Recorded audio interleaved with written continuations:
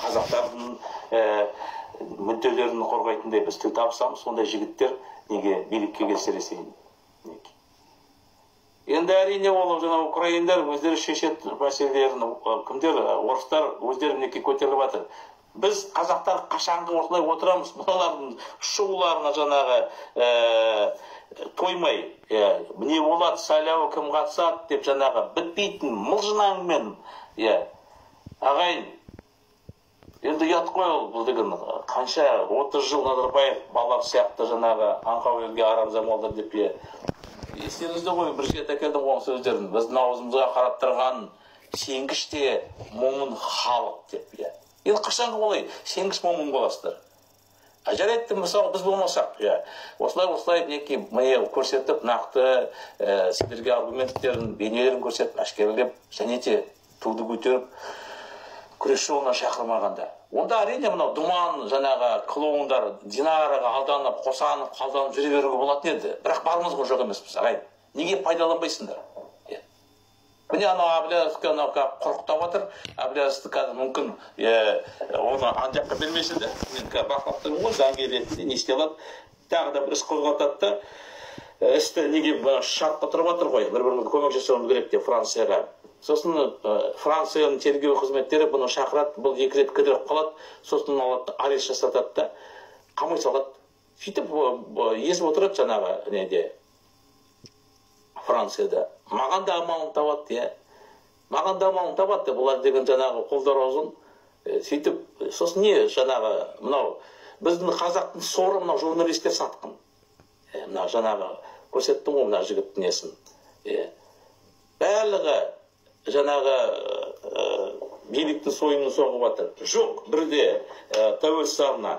Ал олардың арасынан таза сатқандар шығып, оппозицияның рөлін ойнап, білет бәрі қайда жүріп жатқан жаңағы Қосанов, Бапи, Мамай, мінекей, мыналар. Бұлар ешқандай оппозиция емес. Жеңіл жол іздеп, тегін ірімшік тек қақпанда. Мінекей, сіздер үшін бұл ірімшік.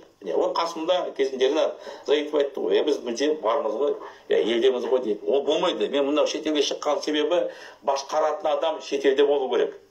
Шетелде. Әйтпесе мүшіледі. Бірінші сатып алуға тырысады, қорқытуға, компромат жасатуға. Жетеді тәсілдері. Жетеді. Ол болса іс қозғатады да қамай салады, не көтере салады. Бұл үлкен саясат қой ағайын. Кешегі мынау 238 жыл ресми айтқан ақпарат қанша бірінші жүзді өлтірді не үшін? Ол үлкен саясат. Ол жерде жандай халық заң бұзған жоқ. Білесіздер ғой бәріңіздер. Ол бәрі провокация істеді, биліктер өздері сөйтіп сылтау қылып, соны жаңағы әскерді кіріп қырды, қорқыту үшін халықты. Халықтың жаңағы санасына кіргізу үшін жаңағы митингке шығу болмайды деп. Біз соны бәрін түсінуіміз керек, ағайын. Қорытынды шығару керек.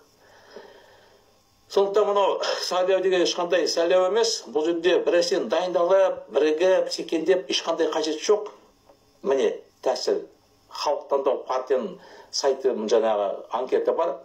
Кіріңдер, тіркеліңдер, 50 мың адам жинасақ болды. Мен күреске шақырамын халықты. Бір айдың ішінде шешеміз мәселен. Бір айдың ішінде.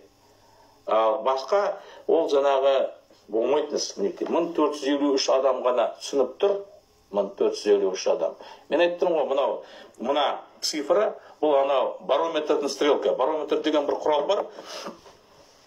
Ауа қысымын өлшейді, атмосферный давление дейді. Соған сәйкес ауа райын болжамын жасайды. Ұшақтар ұшқанда, олар ұшақ ұшып баратқанда соның барометрдің стрелкасымен бөледі қандай биіктікте тұрған. Бізге мынау не барометр деп тұрған? Саяси барометр деген бар. Стрелка политического барометра.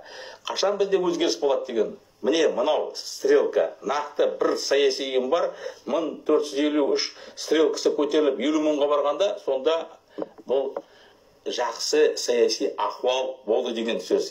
Біз жақсы саяси ахуал, стрелка политического барометра көтерілді, жақсы ахуал бізде мүмкіншілік болады. Мінекей билікті қолға алуға. Бұл жерде ешқандай басқа әңгіме жоқ. Талап қоям, бағаны түсір, жалақыны көтер деп. Біз бір мәселені шешу керек, басты мәселе. Ол билік.